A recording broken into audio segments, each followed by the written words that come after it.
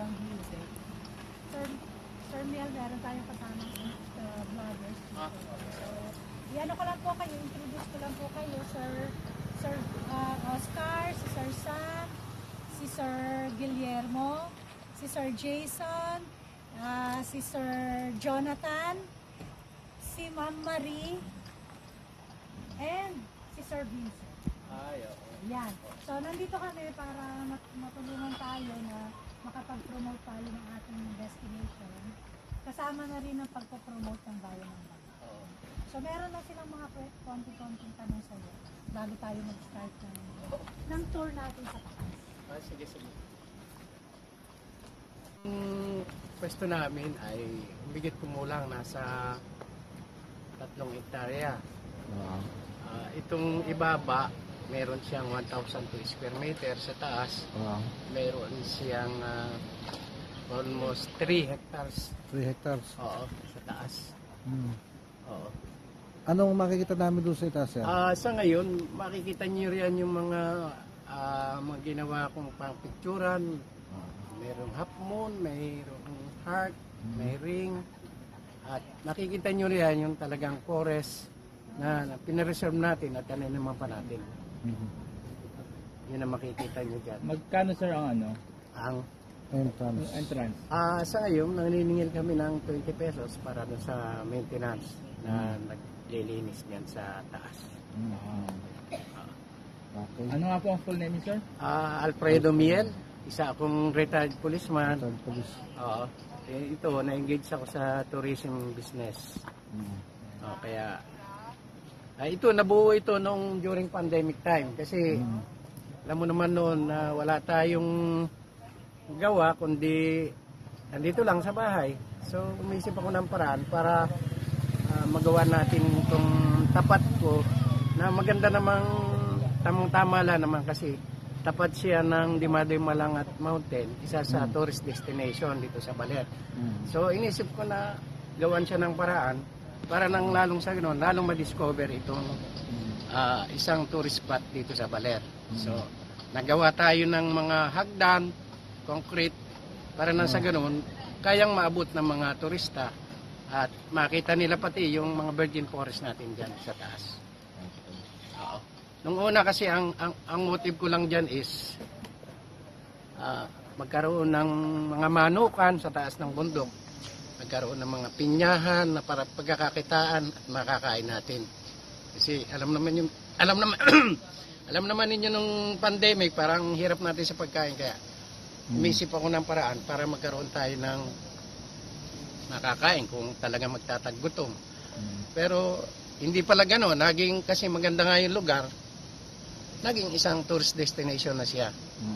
Kasi nga tapat nga siya nung Dimalang Mountain. Maraming salamat sir. Okay. Ermita, 175 Ilan step to? 170 step. 170 step? Oo. Okay. Subukan po natin ito kung gaano kataas ito. 170 step daw. Parang di ko na maubos ang bumilang sa sobrang taas. Ito po ang bahagi ng itong pupuntahan natin. Yan. Itong kanyang resort. Facing the lugar. So, bakit natin yan. Sa Salitang Baler, hindi na tayo. Inhale, exhale muna ang galakan dito.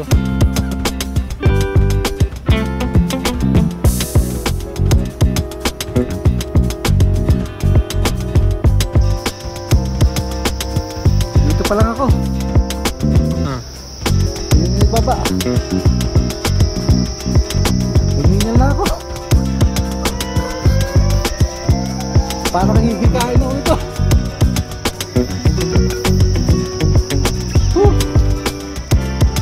Taas.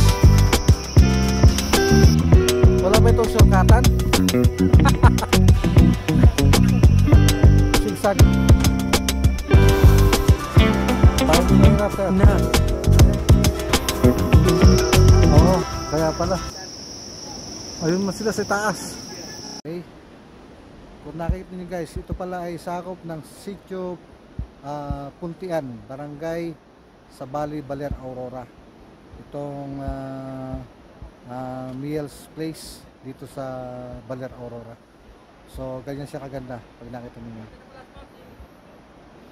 Ito yung pinakataas ng bundok, bagamat nakapagod ay makita natin yung kagandahan pa rin dito, mga kapatid. Sulit na sulit. Yan.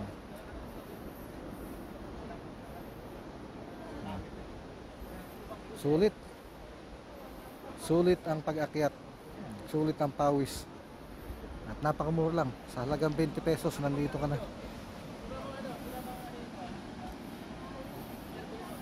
Okay, ito pa lang peso niya. So 3 hektarya itong pestong to. Ito yung sinasabi ni Sir Miel na dito sa gabi, half moon. Yan, half moon. Makita ninyo. Okay, napakaganda.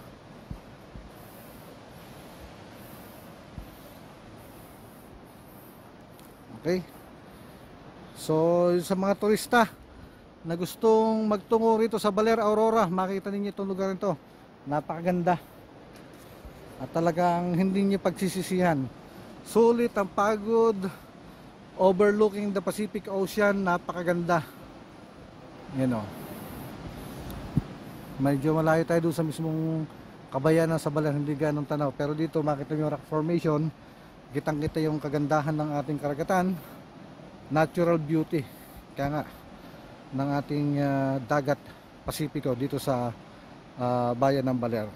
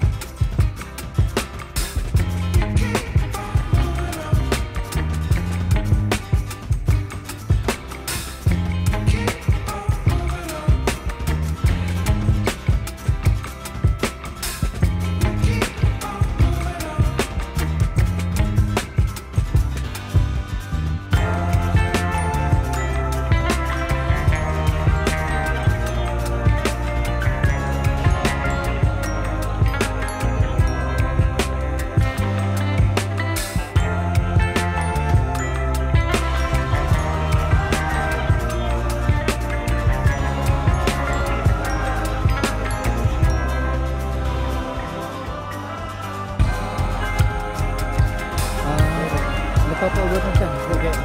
Ay yung mag-inom. Bawal. Bawal mag-inom. Yun lang.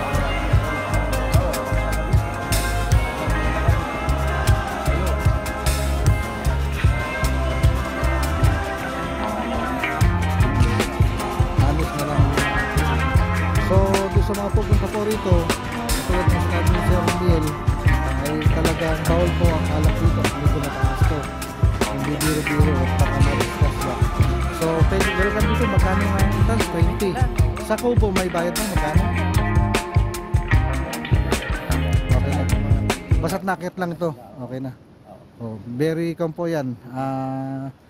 Kumbaga sa presyo, ay talagang presyong pangmasa. Ang ano lang natin. Oo. Presyong pangmasa. Oo, may CR naman. Oo, Yung kompleto. dito, meron. Oh, basta't bawal ang pag-iinom dito kasi delikado. Ito, off Yan. na rin. Akit tayo. Makita natin itong Kasi Pitani sir, Trust. ay may araw dito. Interviewin mo na. Interview na namin siya. Ups. Aadyo tayo. Tayo? Ano po ba kapag?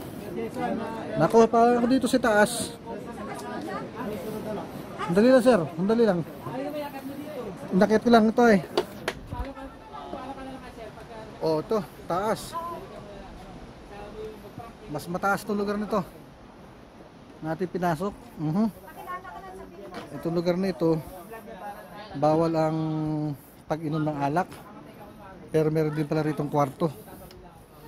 So, sa mga gusto mag-overnight, pangmasa. Pangmasa lugar. Ayan. Napakaganda. Sulit na sulit. Okay. Mga kapatid, pababa na kami ulit. Nagpakapagod sa itaas, nasulit. Ngayon pababa naman, lipat naman kami ng ibang destination. So, maraming salamat sa inyong pagsubaybay dito sa ating channel, sa JDA channel, YouTube channel. So, bago tayo magpaalam, please like and subscribe. Dahan-dahan lang tayo sa pagbaba, para di tayo ma-discuss ya. Maraming salamat. Thank you.